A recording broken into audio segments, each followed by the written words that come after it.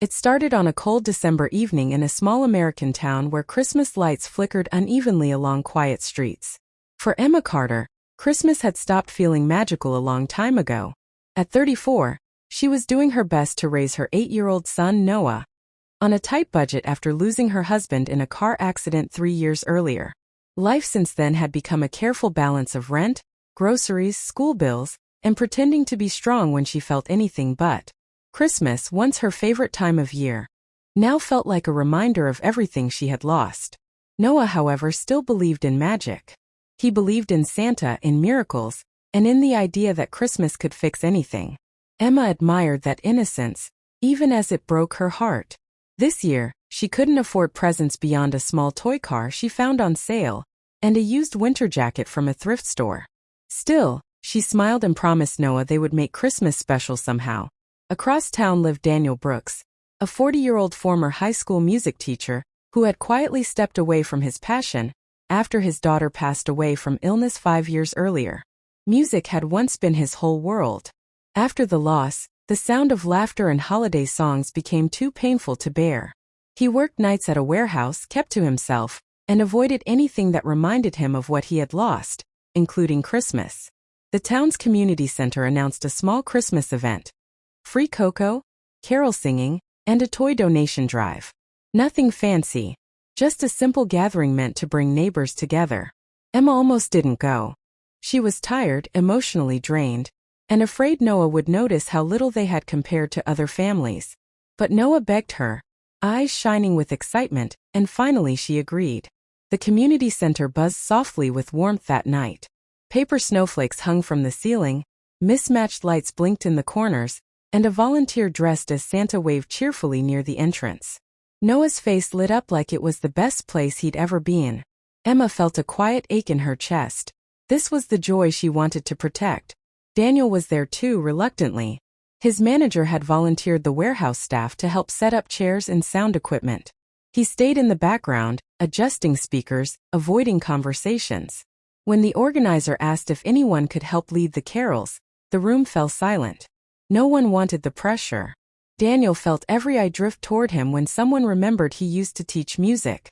First he refused, but something about the hesitant smiles and hopeful faces made him pause.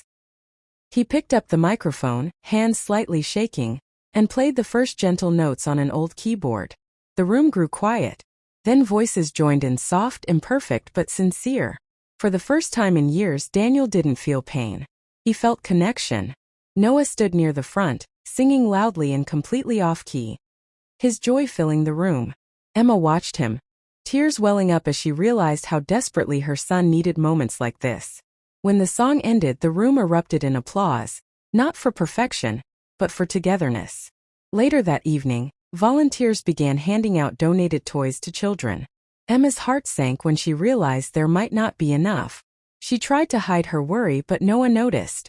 Before she could say anything, a volunteer handed Noah a wrapped box with a bright red bow. Inside was a small keyboard. Noah gasped, "Mom, look, it's music."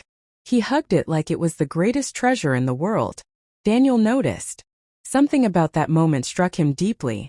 After the event ended, he approached Emma, unsure of what to say.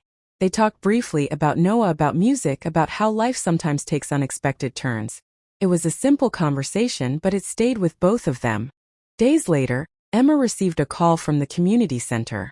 Someone had anonymously offered to give Noah free music lessons. Emma's voice broke as she thanked them, not knowing who to thank personally. Weeks passed.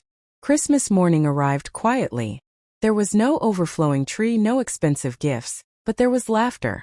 Noah played his keyboard non-stop, creating melodies that filled their small apartment with warmth.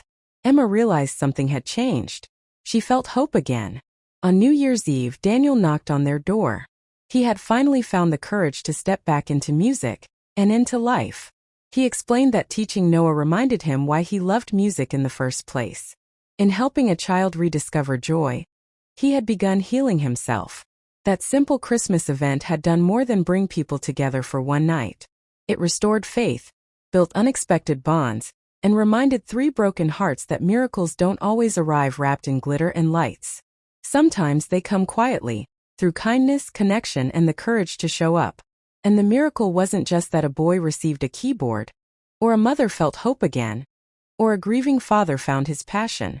The real miracle was that 3 strangers found family in one another, simply because they chose to be present at a small Christmas event.